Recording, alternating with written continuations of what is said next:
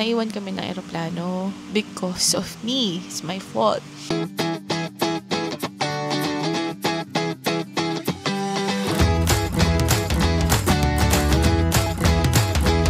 Naisip kong magkwento ngayon kasi ito si mama, kachat ko. Kasi nag-story ako on my Facebook na, yun nga, yung what happened and gano'ng kabait si JP and all.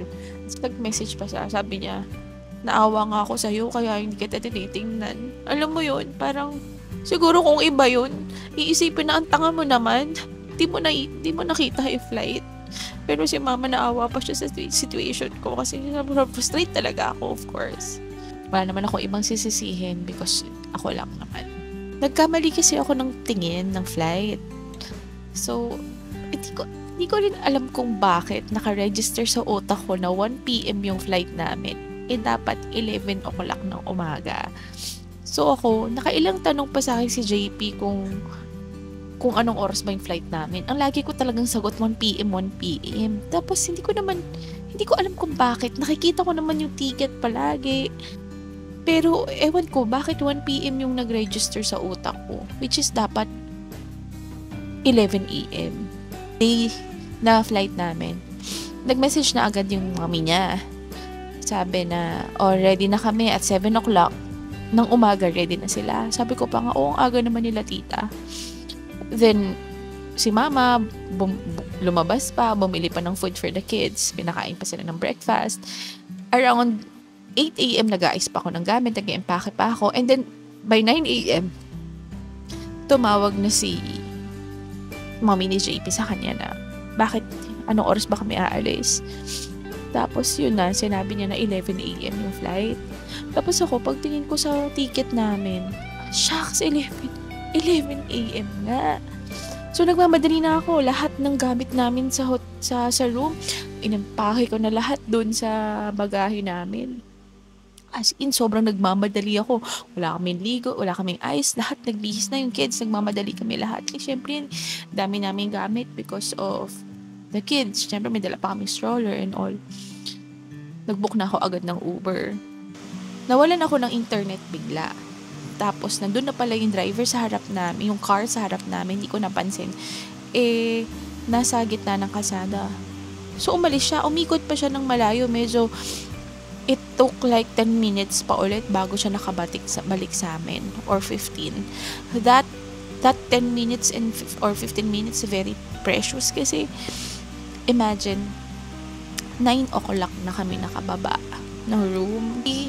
30 minutes to 35 minutes yung biyahe papunta ng airport.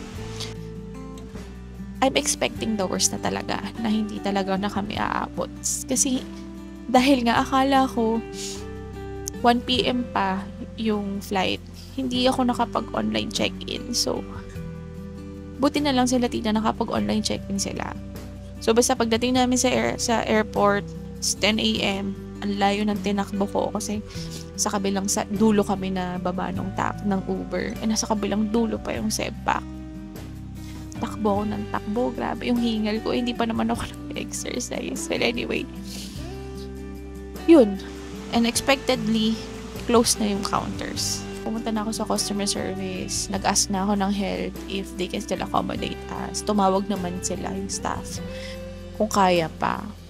Sila tita nakapag-check-in pero wala silang boarding pass. So, wala din naman silang check-in luggage.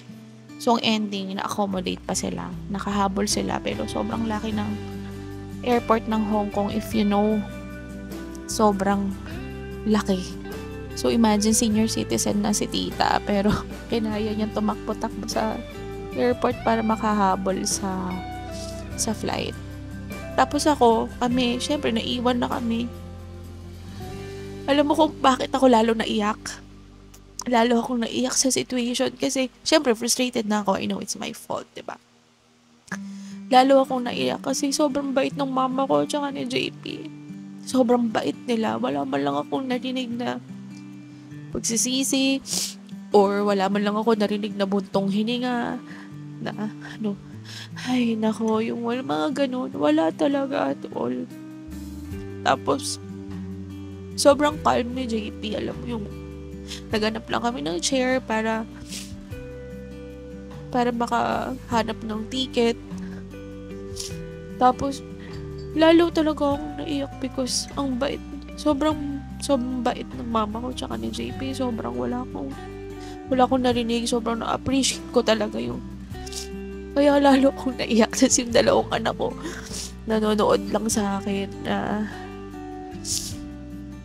"What's wrong, mommy?" Si Luna, hinag na ako. Si Kiro, nasa harap ko lang. "Mommy, are you okay?" Alam mo, 7 years old and 5 years old kasi sila. They're asking me if I'm okay. I tried to calm down. Pero hindi. Lalo akong na-trigger kasi sobrang bait nila.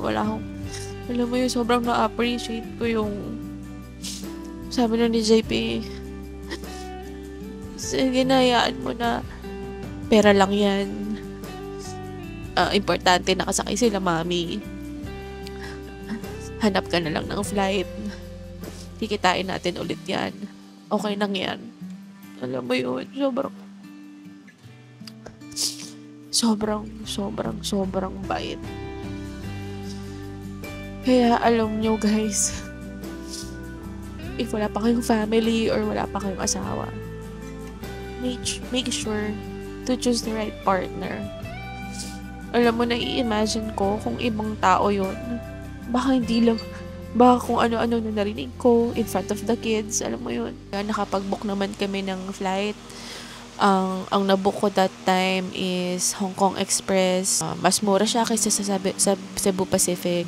Nabook ko yung flight namin round trip. 5 kami. For only 22,000 pesos.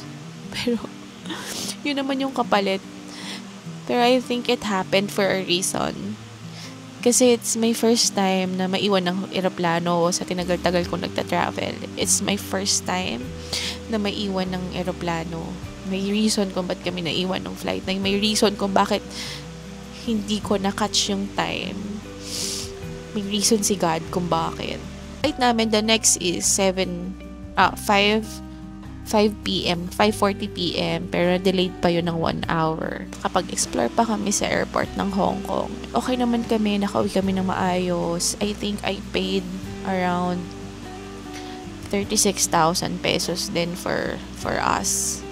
Si JP, he made sure na hindi ko maramdaman yung frustration. Basta, lalo akong naiyak nung sobrang bait talaga niya. Yung how he handled it.